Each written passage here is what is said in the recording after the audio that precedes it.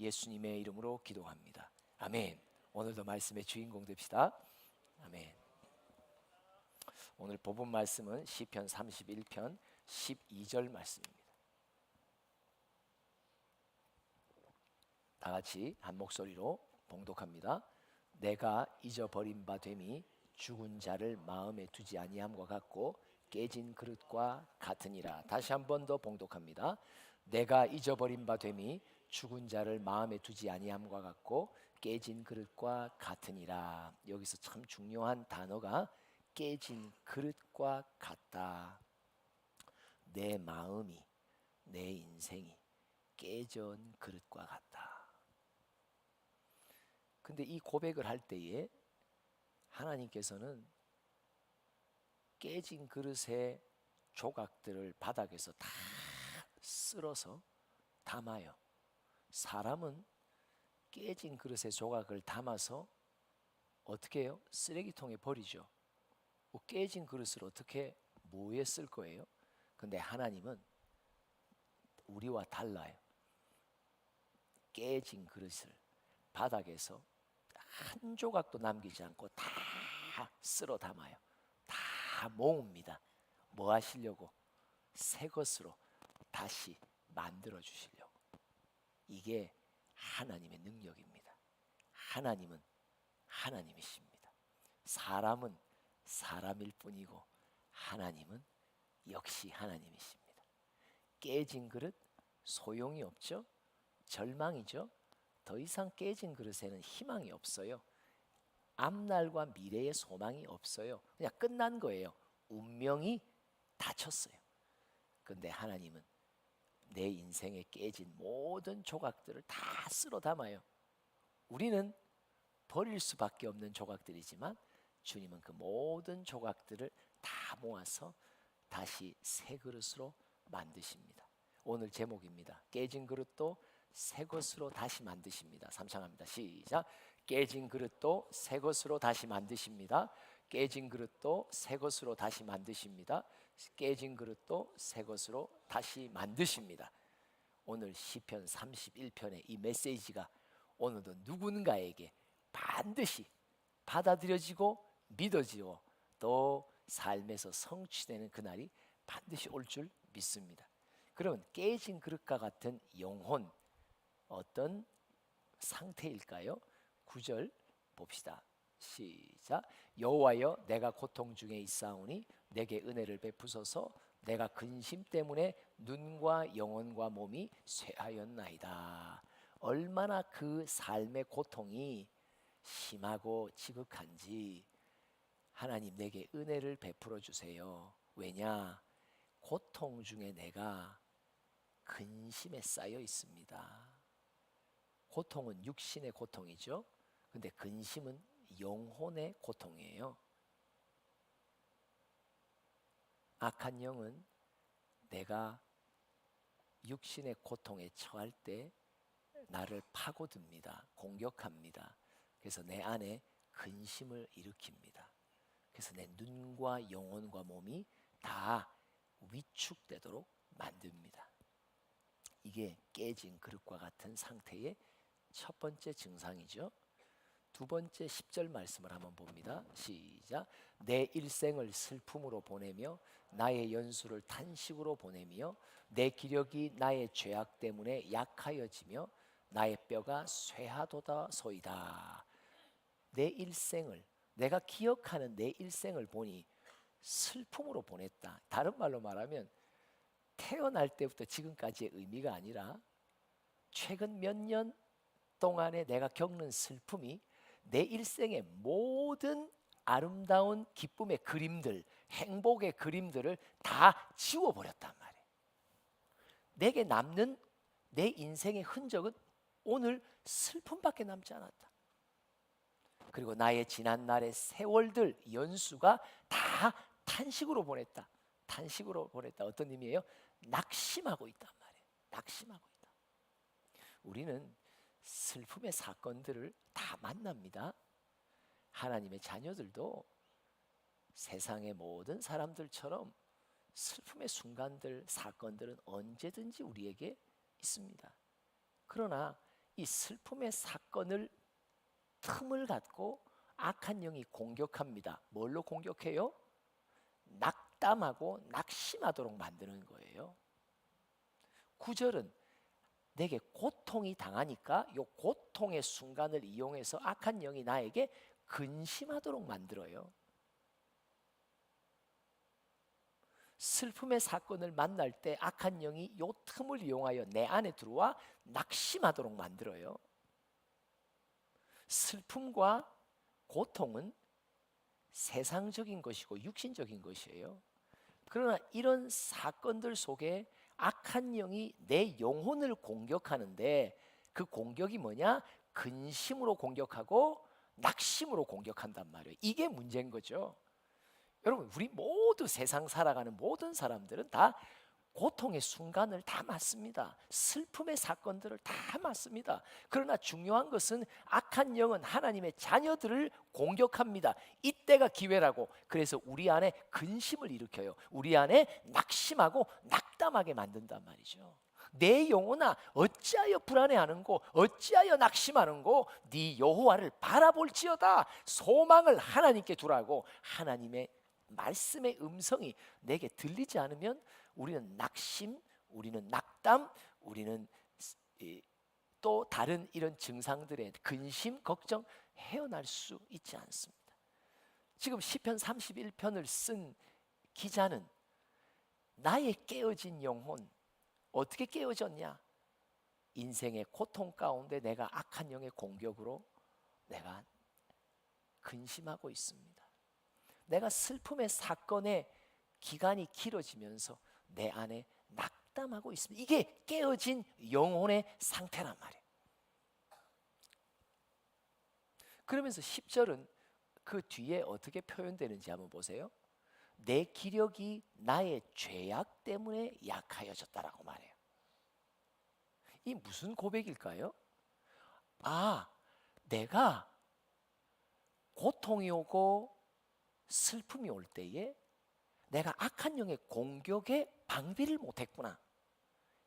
이게 내가 주님을 붙들지 못했구나. 내가 주님만을 믿질 못했구나. 의지하질 않았구나.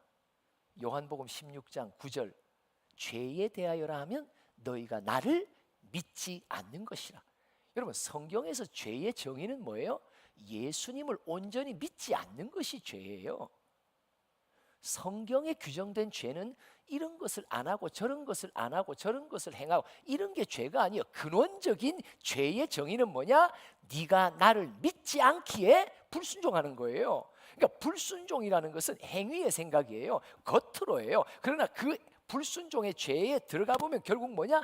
우리가 주님을 온전히 의지하지 않는단 말이에요. 붙들지 않는 이것이 죄인 거죠. 그래서 그는 깨닫습니다.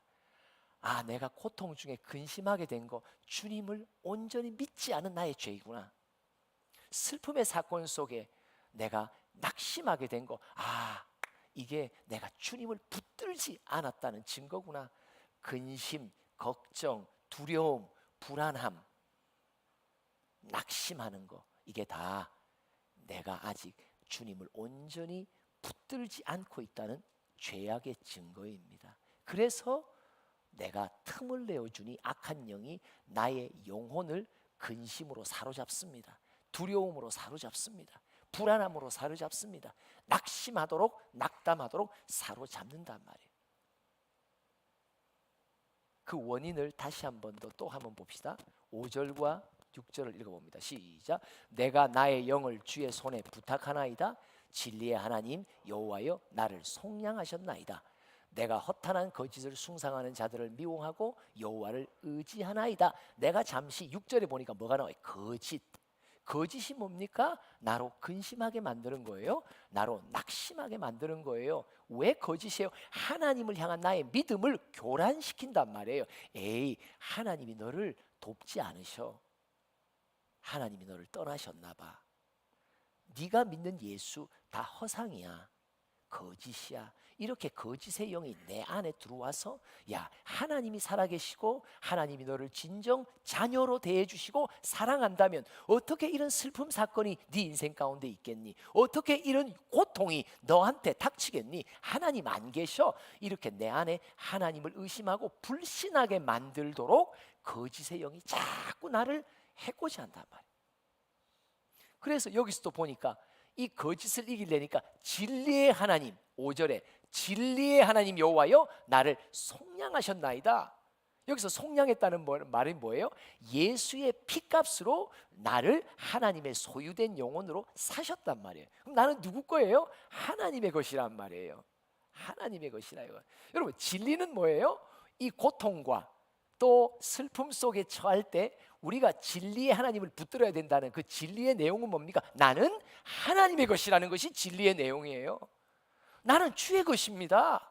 나는 주님께 속한 자입니다. 하나님이 나를 아들의 가치 있는 헤아릴 수 없는 값어치의 예수의 보혈로 나를 하나님의 자녀로 삼으셨습니다. 이게 진리의 하나님의 선포란 말이에요. 하나님의 진리는 바로 이렇게 너 내 거야. 아, 그러세요? 나는 주님의 것입니다. 근데 거짓의 영은 뭐라고 말해야? 아, 너 하나님이 너를 그분의 소유로 생각하지 않으시나 봐. 자꾸 하나님과 나와의 관계에 이간질을 놓는단 말이에요. 그러니까 순간 내가 손에서 딱 놓아버리니까 근심이 엄습합니다. 낙심하게 됩니다.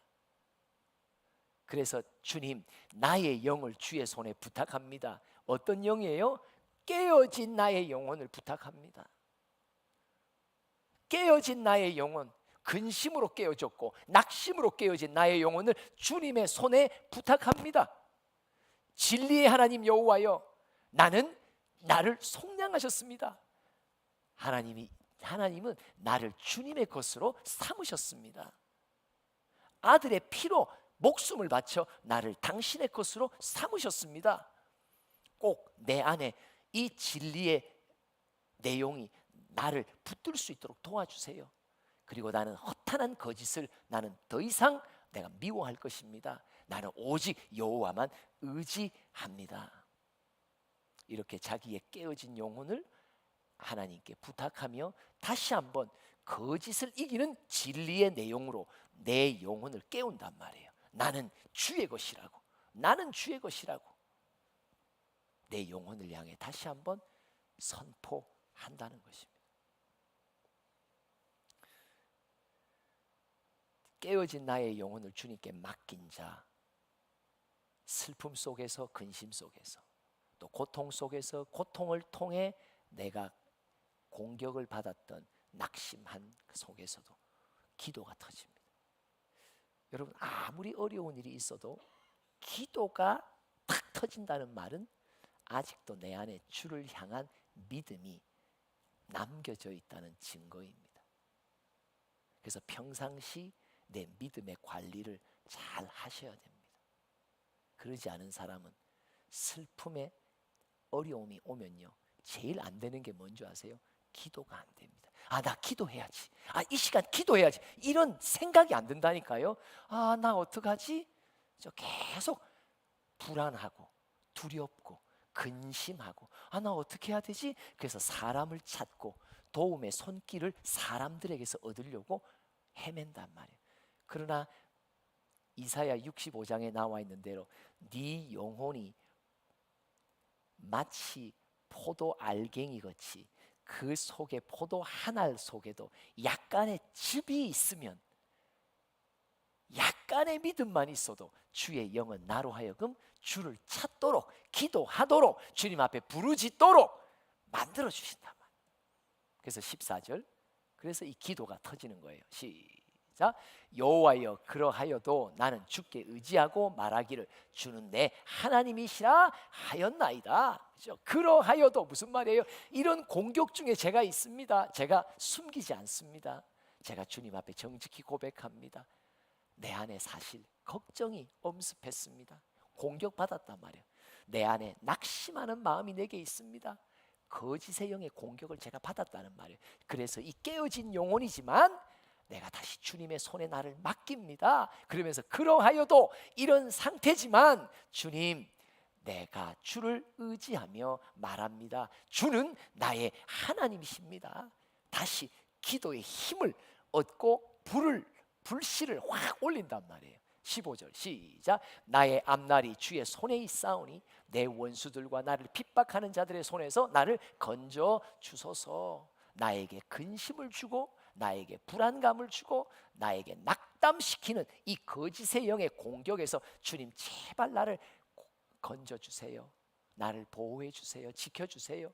나의 앞날이 지금은 슬픔 속에 있고 지금은 고통 속에 있지만 나의 앞날, 나의 미래는 내가 주의 손에 맡기오니 주의 손에서 깨어진 나의 영혼을 다시 새 것으로 붙여주실 줄 믿는다고. 깨진 그릇도 새 것으로 다시 만드십니다. 3창합니다. 시작. 깨진 그릇도 새 것으로 다시 만드십니다. 깨진 그릇도 새 것으로 다시 만드십니다. 깨진 그릇도 새 것으로 다시 만드십니다. 앞날, 나의 앞날. 벌써 이 기도 속에는 소망을 둔 거예요. 나의 깨어진 심령도 하나님께서 다시 붙이셔서 새 것으로 만들어 주실 줄 믿는다고 주의 손에 나의 앞날, 주의 손에 나의 영혼을 맡긴다고 기도합니다. 그러면서 19절 확신찬 또 고백을 하죠. 시작. 주를 두려워하는 자를 위하여 쌓아두신 은혜, 곧 주께 피하는 자를 위하여 인생 앞에 베푸신 은혜가 어찌 그리 큰지요. 주를 두려워하는 자, 경외하는 자, 주께 피하는 자. 뭐예요? 지금 이 맥락 속에서는 이 의미가 무슨 의미예요? 그거예요. 이런 와중에도 내가 주님을 찾습니다. 주님께 기도합니다. 주님께 매달리는 자를 위하여 하나님께서 베풀어 주시려고 예비하신, 쌓아두신 은혜가 많단 말이에요. 그 은혜를 내가 받기를 원합니다. 하나님, 제가 주님을 찾습니다. 이런 상황 속에서 내가 소망을 주님께 둡니다. 내가 기도합니다. 매달립니다. 주님, 이런 나를 위하여 쌓아두신 은혜가 있는 줄 믿습니다. 베푸시기 위해 하나님께서 예비하신 은혜를 내가 받기를 원합니다. 이렇게 확신 있게 주님 앞에 나아가는 것이죠. 또 시편 103편은 깨진 영혼을 다시 주님께 맡겨 회복된 자의 찬양의 시입니다. 우리 103편 잠깐 또 볼까요? 3절부터 한번 읽어봅니다. 시작. 그가 네 모든 죄악을 사하시며 네 모든 병을 고치시며 내 생명을 파면에서 속량하시고 인자와 긍휼로 관을 씌우시며 좋은 것으로 네 소원을 만족하게 하사 네 청춘을 독수리같이 새롭게 하시는도다. 3절부터 보면 뭐죠? 보세요. 네 모든 죄악. 어떤 죄악이라고요? 내가 주님만 온전히 믿지 않는 나의 죄를 다시 용서해 주시고 온전한 믿음으로 나를 구비시켜 주신다. 네 모든 병을 내가 고쳐줄게. 너의 생명을 파멸해서 속량하시고 인자와 긍휼로 너에게 관을 씌우신다고. 그러면서 5절 다시 한번 읽습니다. 시작. 좋은 곳으로 내 소원을 만족하게 하사 네 청춘을 독수리 같게 새롭게 하시는도다. 깨진 영혼 주님 앞에 다시 맡겼더니 깨진 그릇과 같이 산산조각나 바닥에 널브러져 있는 모든 조각들을 다 하나씩 다 모읍니다. 한 조각 한 조각, 아무리 작은 미세한 조각도 다시 쓸어 담으십니다. 왜 하나님은 다 쓸어 담으실까요? 새 것으로 다시 만들어 주시려고. 새 것으로 다시 만들어 주시려고. 깨진 그릇도 새 것으로 다시 만드십니다. 3창합니다. 시작. 깨진 그릇도 새 것으로 다시 만드십니다. 새 것으로 만들어 그릇도 새 것으로 다시 만드십니다. 오늘 이 말씀을 하게 하신 하나님, 고통 속에 또 여러 가지 시련 속에서 내 영혼이 근심과 내 영혼이 낙심으로 산산조각난 누군가를 위해 주님은 이 메시지를 전하십니다. 너의 깨진 영혼, 너의 깨어진 마음, 내 앞에 갖고 나오라고, 내 손에 맡기라고, 그리고 너의 앞날을 나의 손에 맡기라고. 맡기는 자, 맡기고 믿음으로 기도하는 자, 그를 위해 내가 쌓아둔 은혜가 있다고. 너를 위해 내가 베풀 은혜가 크다고. 그 은혜가 너로 깨어진 심령을 다시 새롭게 만들 거라고. 하나님의 약속의 말씀을 오늘도 믿음으로 붙들고 이 시간 주의 이름을 부르십시다. 하나님 아버지, 어디서 어떻게 다시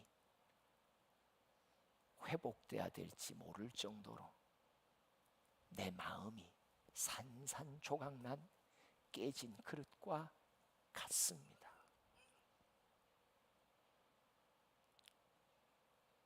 이 조각들이 어떻게 다시 붙을 수 있을까? 이 조각들이 어떻게 다시 새로운 그릇으로 만들어질 수 있을까? 이것은 하나님이 아니고서는, 오직 예수가 아니고서는 결코 누구의 손에서 만들어질 수 없는 것이기에 오늘도 오직 예수 한 분만을 바라보며 오직 예수를 향해 나의 눈길을 돌려 소망을 다시 회복시키 주시옵소서.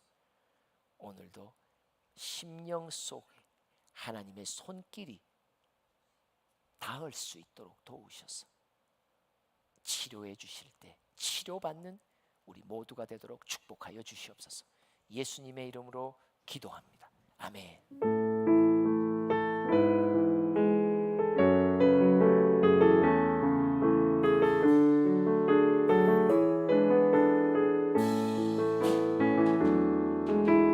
내 모든 약한 것은 고쳐주리라. 병약한 몸과 상처난 영혼, 지난 날의 그 모든 아픔들도 능력의 손으로 다 고쳐주리라. 내 모든 약한 것을 고쳐주리라. 짓눌린 마음과 조각난 꿈들, 비바람에 파헤쳐진 삶의 자리도 사랑의 손으로 다 고쳐주리라. 이제 내가 너희를 고쳐주리라. 고쳐주리라. 내 눈물 보았고 내 기도 들었으니 연약한 것 고치리라. 생명 주리라. 일으켜 주리라. 못자국 난 손으로 다 고쳐주리라. 소망 주리라. 기쁨을 주리라. 내가 너를 고쳐주리라. 내 모든 약한 것을, 내 모든 약한 것을 고쳐주리라. 병약한 몸과 상처난 영혼, 지난 날의 그 모든 아픔들도 능력의 손으로 다 고쳐주리라. 내 모든 약한 것을 고쳐주리라. 짓눌린 마음과 조각난 꿈들, 비바람에 파헤쳐진 삶의 자리도 사랑의 손으로 다 고쳐주리라. 이제 내가 너희를